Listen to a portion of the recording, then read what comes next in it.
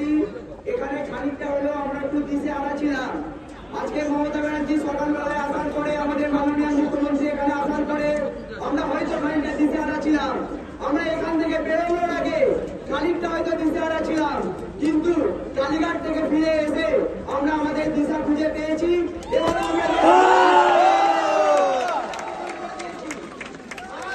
আমাদের যে বলা হয়েছিল উৎসবে ফিরতে, আমরা বলেছিলাম আমরা উৎসবে ফিরবো না, কিন্তু মহিষাসুর বধ দিয়ে এই উৎসব এই দুর্গা পুজোর বদল হবে শুরু হয়েছে এবং সামনের দিনে আরো বড় বড় মাথা হয়তো আসবে। এই আশা রেখে আমরা এগিয়ে চলবো।